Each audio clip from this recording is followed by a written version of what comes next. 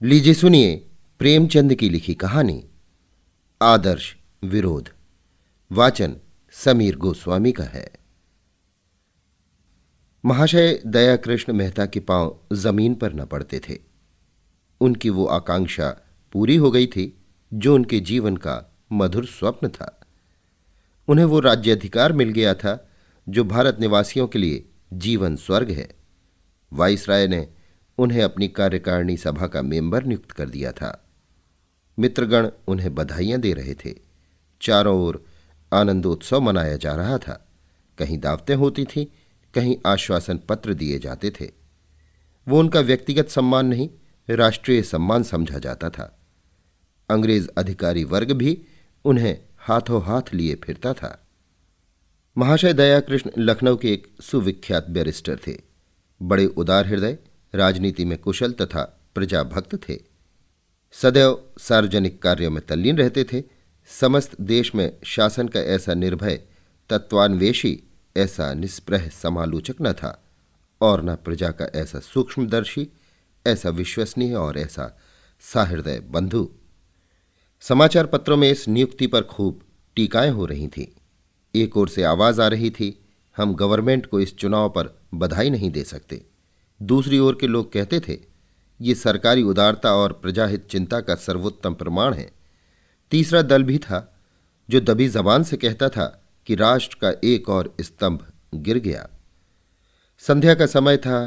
कैसर park में liberal लोगों की ओर से महाशय मेहता को पार्टी दी गई।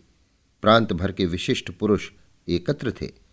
भोजन के पश्चात सभापति ने अपनी वक्तृता में कहा, हमें पूरा विश्वास है कि आपका अधिकार प्रवेश प्रजा के लिए हितकर होगा और आपके प्रयत्नों से उन धाराओं में संशोधन हो जाएगा जो हमारे राष्ट्र के जीवन में बाधक हैं।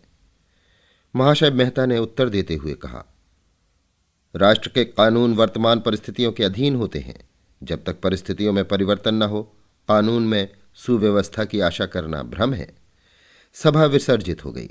एक दल ने कहा, कितना न्याययुक्त और प्रशंसनीय राजनैतिक विधान है। दूसरा पक्ष बोला, आ गए जाल में। तीसरे दल ने नैराश्यपूर्ण भाव से सिर हिला दिया, पर मुंह से कुछ न कहा। मिस्टर दयाकृष्ण को दिल्ली आए हुए 1 महीना हो गया। फागुन का महीना था, शाम हो रही थी। वे अपने उद्यान में हौज के किनारे एक मखमली आराम कुर्सी पर बैठे थे। मिसेज रामेश्वरी मेहता सामने बैठी हुई पियानो बजाना सीख रही थी और मिस मनोरमा हौज की मछलियों को बिस्कुट के टुकड़े खिला रही थी। सहसा उसने पिता से पूछा, अभी ये कौन साहब आए थे? मेहता, काउंसिल के सैनिक मेंबर हैं। मनोरमा, वाइसराय के नीचे यही होंगे। मेहता, वाइसराय के नीचे तो सभी हैं, वेतन भी सबका बराबर है, लेकिन इनकी योग्यता को कोई नहीं पहुंचता। क्यों राजेश्वरी, तुमने देखा अंग्रेज लोग कितने सज्जन और विनयशील होते हैं? राजेश्वरी, मैं तो उन्हें विनय की मूर्ति कहती हूं। इस गुण में भी ये हमसे बढ़े हुए हैं। उनकी पत्नी मुझसे कितने प्रेम से गले मिली। मनोरमा, मेरा तो जी चाहता था उनके पैरों पर गिर पड़ूं। मेहता, मैंने ऐसे उदार, शिष्ट, निष्कपट और गुणग्राही मनुष्य नहीं देखे। हमारा दया धर्म कहने ही को है। मुझे इसका बहुत दुख है कि अब तक क्यों इनसे बदगुमान रहा। सामान्यतः इनसे हम लोगों को जो शिकायतें हैं उनका कारण पारस्परिक सम्मिलन का ना होना है, एक दूसरे के स्वभाव और प्रकृति से परिचित नहीं। राजेश्वरी, एक यूनियन क्लब की बड़ी आवश्यकता है जहां दोनों जातियों के लोग सहवास का आनंद उठावें। मिथ्या द्वेष भाव के मिटाने का एकमात्र यही उपाय है। मेहता, मेरा भी यही विचार है। घड़ी देखकर 7 बज रहे हैं। व्यवसाय मंडल के जलसे का समय आ गया। भारत निवासियों की विचित्र दशा है। ये समझते हैं कि हिंदुस्तानी मेंबर काउंसिल में आते ही हिंदुस्तान के स्वामी हो जाते हैं और जो चाहे स्वच्छंदता से कर सकते हैं। आशा की जाती है कि वे शासन की प्रचलित नीति को पलट दें, नया आकाश और नया सूर्य बना दें। उन सीमाओं पर विचार नहीं किया जाता है जिनके अंदर मेंबरों को काम करना पड़ता है। राजेश्वरी, इनमें उनका दोष नहीं। संसार की यही रीति है कि लोग अपनों से सभी प्रकार की आशा रखते हैं। अब तो काउंसिल के आधे मेंबर हिंदुस्तानी हैं। क्या उनकी राय का सरकार की नीति पर असर नहीं हो सकता? मेहता: अवश्य हो सकता है और हो रहा है, किंतु उस नीति में परिवर्तन नहीं किया जा सकता। आधे नहीं, अगर सारे मेंबर हिंदुस्तानी हों तो भी वे नई नीति का उद्घाटन नहीं कर सकते। वे कैसे भूल जावें कि काउंसिल में उनकी उपस्थिति केवल सरकार की कृपा और विश्वास पर निर्भर है। उसके अतिरिक्त वहां आकर उन्हें आंतरिक अव्यवस्था का अनुभव होता है और जनता की अधिकांश शंकाएं असंगत प्रतीत होने लगती हैं। पद के साथ उत्तरदायित्व का भारी बोझ भी सिर पर आ पड़ता है। किसी नई नीति की सृष्टि करते हुए उनके मन में ये चिंता उठनी स्वाभाविक है कि कहीं उसका फल आशा के विरुद्ध न हो। यहां वस्तुतः उनकी स्वाधीनता नष्ट हो जाती है। उन लोगों से मिलते हुए भी झिझकते हैं जो पहले इनके सहकारी थे, पर अब अपने उच्छृंखल विचारों के कारण सरकार की आंखों में खटक रहे हैं। अपनी वक्तृताओं में न्याय और सत्य की बातें करते हैं और सरकार की नीति को हानिकर समझते हुए भी उनका समर्थन करते हैं। जब इसके प्रतिकूल वे कुछ कर ही नहीं सकते तो इसका विरोध करके अपमानित क्यों बने? इस अवस्था में यही सर्वोचित है कि शब्द आडंबर से काम लेकर अपनी रक्षा की जाए। और सबसे बड़ी बात यह है कि ऐसे सज्जन, उदार, नीतिज्ञ शुभचिंतकों के विरुद्ध कुछ कहना या करना मनुष्यत्व और सद्व्यवहार का गला घोटना है। ये लो, मोटर आ गई। चलो, व्यवसाय मंडल में लोग आ गए होंगे। ये लोग वहां पहुंचे तो करतल ध्वनि होने लगी। सभापति महोदय ने एड्रेस पढ़ा, जिसका निष्कर्ष ये था कि सरकार को उन शिल्प कलाओं की रक्षा करनी चाहिए जो अन्य देशीय प्रतिद्वंदिता के कारण मिटी जाती हैं। राष्ट्र की व्यावसायिक उन्नति के लिए नए नए कारखाने खोलने चाहिए और जब वे सफल हो जावे तो उन्हें व्यावसायिक संस्थाओं के हवाले कर देना चाहिए। उन कलाओं की आर्थिक सहायता करना भी उसका कर्तव्य है जो अभी शैशवावस्था में है, जिससे जनता का उत्साह बढ़े। मेहता महोदय ने सभापति को धन्यवाद देने के पश्चात सरकार की औद्योगिक नीति की घोषणा करते हुए कहा, आपके सिद्धांत निर्दोष हैं, किंतु उनको व्यवहार में लाना नितांत दुस्तर है। गवर्नमेंट आपको सम्मति प्रदान कर सकती है, लेकिन व्यावसायिक कार्यों में अग्रसर बनना जनता का काम है। आपको स्मरण करना चाहिए कि ईश्वर भी उन्हीं की सहायता करता है जो अपनी सहायता आप करते हैं। आप में आत्मविश्वास, औद्योगिक उत्साह का बड़ा अभाव है। पग पग पर सरकार के सामने हाथ फैलाना अपनी अयोग्यता और अकर्मण्यता की सूचना देना है। दूसरे दिन समाचार पत्रों में इस वक्तृता पर टीकाएं होने लगीं। एक दल ने कहा, मिस्टर मेहता की स्पीच ने सरकार की नीति को बड़ी स्पष्टता और कुशलता से निर्धारित कर दिया है। दूसरे दल ने लिखा, हम मिस्टर मेहता की स्पीच पढ़कर स्तंभित हो गए। व्यवसाय मंडल ने वही पथ ग्रहण किया जिसके प्रदर्शक स्वयं मिस्टर मेहता थे। उन्होंने उस लोकोक्ति को चरितार्थ कर दिया कि नमक की खान में जो कुछ जाता है नमक हो जाता है। तीसरे दल ने लिखा, हम मेहता महोदय के इस सिद्धांत से पूर्ण सहमत हैं कि हमें पग पग पर सरकार के सामने दीन भाव से हाथ न फैलाना चाहिए। ये वक्तृता उन लोगों की आंखें खोल देगी जो कहते हैं कि हमें योग्यतम पुरुषों को काउंसिल में भेजना चाहिए। व्यवसाय मंडल के सदस्यों पर दया आती है जो आत्मविश्वास का उपदेश ग्रहण करने के लिए कानपुर से दिल्ली गए थे। चैत का महीना था, शिमला आबाद हो चुका था। मेहता महाशय अपने पुस्तकालय में बैठे हुए पढ़ रहे थे कि राजेश्वरी ने आकर पूछा, ये कैसे पत्र हैं? मेहता, ये आय व्यय का मसविदा है, आगामी सप्ताह में काउंसिल में पेश होगा। इसमें कई मदें ऐसी हैं जिन पर मुझे पहले भी शंका थी और अब भी है। अब समझ में नहीं आता कि इस पर अनुमति कैसे दूं।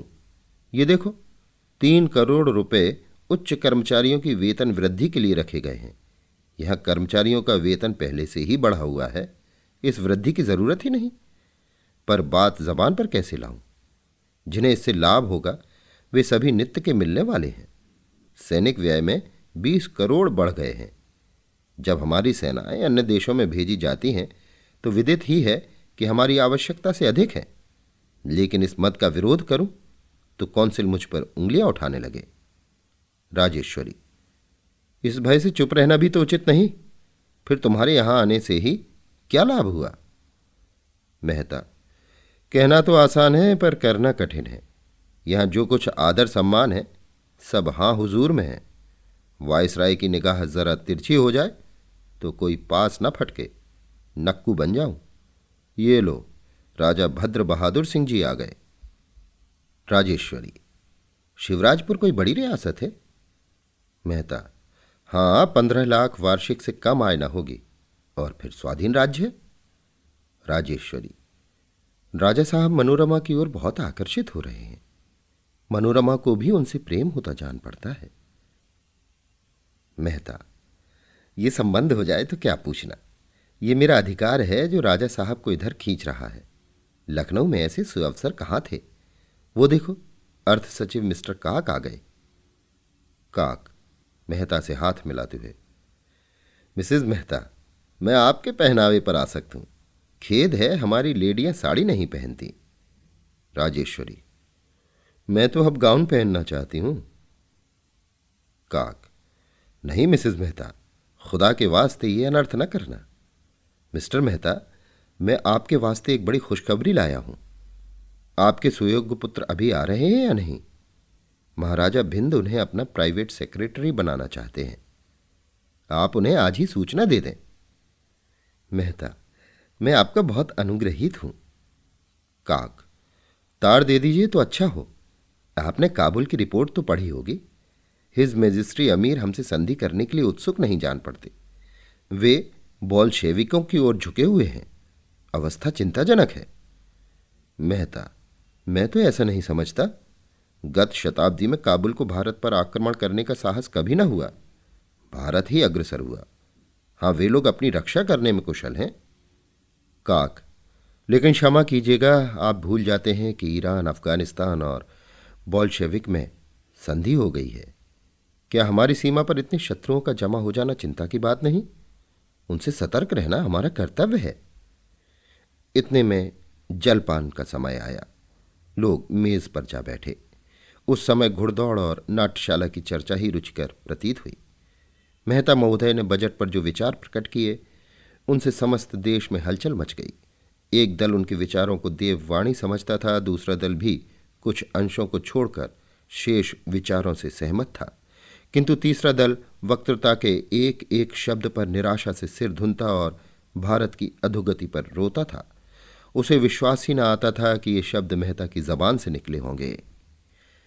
मुझे आश्चर्य है कि गैर सरकारी सदस्यों ने एक स्वर से प्रस्तावित व्यय के उस भाग का विरोध किया है जिस पर देश की रक्षा, शांति, सुदशा और उन्नति अवलंबित है। आप शिक्षा के संबंधी सुधारों को, आरोग्य विधान को, नहरों की वृद्धि को अधिक महत्वपूर्ण समझते हैं। आपको अल्प वेतन वाली कर्मचारियों का अधिक ध्यान है। मुझे आप लोगों के राजनीतिक ज्ञान पर इससे अधिक विश्वास था। शासन का प्रधान कर्तव्य भीतर और बाहर की अशांतकारी शक्तियों से देश को बचाना है। शिक्षा और चिकित्सा, उद्योग और व्यवसाय गौण कर्तव्य हैं। हम अपनी समस्त प्रजा को अज्ञान सागर में निमग्न देख सकते हैं। समस्त देश को प्लेग और मलेरिया में ग्रस्त देख सकते हैं। अल्प वेतन वाले कर्मचारियों को दारुण चिंता का आहार बना सकते हैं। कृषकों को प्रकृति की अनिश्चित दशा पर छोड़ सकते हैं, किंतु अपनी सीमा पर किसी शत्रु को खड़े नहीं देख सकते। अगर हमारी आय संपूर्णतः देश रक्षा पर समर्पित हो जाए तो भी आपको आपत्ति न होनी चाहिए। आप कहेंगे इस समय किसी आक्रमण की संभावना नहीं है। मैं कहता हूं, संसार में असंभव का राज्य है। हवा में रेल चल सकती है, पानी में आग लग सकती है, वृक्षों में वार्तालाप हो सकता है, जड़ चेतन हो सकता है। क्या ये रहस्य नित्य प्रति हमारी नजरों से नहीं गुजरते? आप कहेंगे राजनीतिज्ञों का काम संभावनाओं के पीछे दौड़ना नहीं, वर्तमान और निकट भविष्य की संभावनाओं को हल करना है। राजनीतिज्ञों के कर्तव्य क्या हैं, मैं इस बहस में नहीं पढ़ना चाहता, लेकिन इतना तो सभी मानते हैं कि पथ्य औषधि सेवन से अच्छा होता है। आपका केवल यही धर्म नहीं कि सरकार के सैनिक व्यय का समर्थन करें, बल्कि ये मंतव्य आपकी ओर से पेश होना चाहिए। आप कहेंगे कि स्वयंसेवकों की सेना बढ़ाई जाए। सरकार को हाल के महासंग्राम में इसका बहुत ही खेदजनक अनुभव हो चुका है। शिक्षित वर्ग विलास प्रिय, साहसीन और स्वार्थ सेवी है। देहात के लोग शांति प्रिय, संकीर्ण हृदय, मैं भीरू न कहूँगा, और ग्रह सेवी हैं। उनमें वो आत्मा त्याग कहाँ, वो वीरता कहाँ, अपने पुरखों की वो वीरता कहाँ? और शायद मुझे ये याद दिलाने की ज़रूरत नहीं कि किसी शांति प्रिय जनता को आप 2-4 वर्षों में रणकुशल और समर प्रवीण नहीं बना सकते। जेठ का महीना था, लेकिन शिमले में न लू की ज्वाला थी और न धूप का ताप। महाशय मेहता विलायती चिट्ठियां खोल रहे थे। बालकृष्ण का पत्र देखते ही फड़क उठे, लेकिन जब उसे पढ़ा तो मुखमंडल पर उदासी छा गई। पत्र लिए हुए राजेश्वरी के पास आए। उसने उत्सुक होकर पूछा, बाला का पत्र आया? मेहता, हां, ये है। राजेश्वरी, कब आ रहे हैं? मेहता, आने जाने के विषय में कुछ नहीं लिखा, बस सारे पत्र में मेरी जाति द्रोह और दुर्गति का रोना है।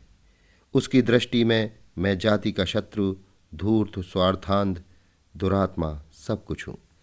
मैं नहीं समझता कि उसके विचारों में इतना अंतर कैसे हो गया।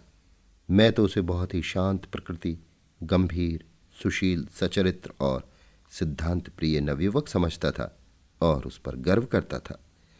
और फिर ये पत्र लिखकर ही उसे संतोष नहीं हुआ। उसने मेरी स्पीच का विस्तृत विवेचन एक प्रसिद्ध अंग्रेजी पत्रिका में छपवाया है। इतनी कुशल हुई कि वो लेख अपने नाम से नहीं लिखा, नहीं तो मैं कहीं मुंह दिखाने योग्य न रहता। मालूम नहीं ये किन लोगों की कुसंगति का फल है। महाराज भिंद की नौकरी उसके विचार में गुलामी है। राजा भद्र बहादुर सिंह के साथ मनोरमा का विवाह घृणित और अपमानजनक है। उसे इतना साहस कि मुझे धूर्त, मक्कार, ईमान बेचने वाला कुलद्रोही कहे। ये अपमान, मैं उसका मुंह नहीं देखना चाहता। राजेश्वरी, लाओ जरा इस पत्र को मैं भी देखूं। वो तो इतना मुंह फटना था। ये कहकर उसने पति के हाथ से पत्र लिया और 1 मिनट में अद्यांत पढ़कर बोली, ये सब कटु बातें कहां हैं? मुझे तो इसमें एक भी अपशब्द नहीं मिलता। मेहता, भाव देखो, शब्दों पर न जाओ। राजेश्वरी, जब तुम्हारे और उसके आदर्शों में विरोध है तो उसे तुम पर श्रद्धा क्यों कर हो सकती है? लेकिन मेहता महोदय जामे से बाहर हो रहे थे। राजेश्वरी की सहिष्णुतापूर्ण बातों से वे और जल उठे। दफ्तर में जाकर उसी क्रोध में पुत्र को पत्र लिखने लगे, जिसका एक एक शब्द छुरी और कटार से भी ज्यादा तीखा था। उपर्युक्त घटना के 2 सप्ताह पीछे मिस्टर मेहता ने विलायती डाक खोली तो बालकृष्ण का कोई पत्र न था। समझे मेरी चोटें काम कर गईं। आ गया सीधे रास्ते पर, तभी तो उत्तर देने का साहस नहीं हुआ। लंदन टाइम्स की चिट फाड़ी। इस पत्र को वो बड़े चाव से पढ़ा करते थे और तार की खबरें देखने लगे। सहसा उनके मुंह से एक आह निकली। पत्र हाथ से छूटकर गिर पड़ा। पहला समाचार था, लंदन में भारतीय देशभक्तों का जमाव, ऑनरेबल मिस्टर मेहता की वक्तृता पर असंतोष, मिस्टर बालकृष्ण मेहता का विरोध और आत्महत्या। गत शनिवार को बैक्सटन हॉल में भारतीय युवकों और नेताओं की एक बड़ी सभा हुई। सभापति मिस्टर तलीबजा ने कहा, हमको बहुत खोजने पर भी कौंसिल के किसी अंग्रेज मेंबर की वक्तृता में ऐसी मर्मभेदी, ऐसे कठोर शब्द नहीं मिलते। हमने अब तक किसी राजनीतिज्ञ के मुख से ऐसे भ्रांतिकारक, ऐसे निरंकुश विचार नहीं सुने। इस वक्तृता ने सिद्ध कर दिया कि भारत के उद्धार का कोई उपाय है तो वो स्वराज्य है, जिसका आशय है मन और वचन की पूर्ण स्वाधीनता। क्रमागत उन्नति यानी इवोल्यूशन पर से यदि हमारा एतबार अब तक नहीं उठा था तो अब उठ गया। हमारा रोग असाध्य हो गया है। वो अब चूर्ण और अवलेहों से अच्छा नहीं हो सकता। उससे निवृत्त होने के लिए हमें कायाकल्प की आवश्यकता है। ऊंचे राज्य पद हमें स्वाधीन नहीं बनाते, हमारी आध्यात्मिक पराधीनता को और भी पुष्ट कर देते हैं। हमें विश्वास है कि ऑनरेबल मिस्टर मेहता ने जिन विचारों का प्रतिपादन किया है उन्हें वे अंतःकरण से मिथ्या समझते हैं, लेकिन सम्मान, लालसा, श्रेय, प्रेम और पदानुराग ने उन्हें अपनी आत्मा का गला घोटने पर बाध्य कर दिया है। किसी ने उच्च स्वर से कहा, यह मिथ्या दोषारोपण है। लोगों ने विस्मित होकर देखा तो मिस्टर बालकृष्ण अपनी जगह पर खड़े थे। क्रोध से उनका शरीर कांप रहा था। वे बोलना चाहते थे, लेकिन लोगों ने उन्हें घेर लिया और उनकी निंदा और अपमान करने लगे। सभापति ने बड़ी कठिनाई से लोगों को शांत किया, किंतु मिस्टर बालकृष्ण वहां से उठकर चले गए थे। दूसरे दिन जब मित्रगण बालकृष्ण से मिलने गए तो उनकी लाश फर्श पर पड़ी हुई थी। पिस्तौल की 2 गोलियां छाती से पार हो गई थी। मेज पर उनकी डायरी खुली पड़ी थी। उस पर ये पंक्तियां लिखी हुई थी, आज सभा में मेरा गर्व दलित हो गया। मैं ये अपमान नहीं सह सकता। मुझे अपने पूज्य पिता के प्रति ऐसे कितने ही निंदासूचक दृश्य देखने पड़ेंगे। इस आदर्श विरोध का अंत ही कर देना अच्छा है।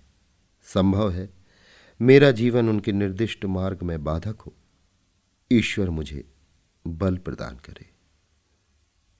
अभी आप सुन रहे थे प्रेमचंद की लिखी कहानी आदर्श विरोध। वाचन समीर गोस्वामी का था।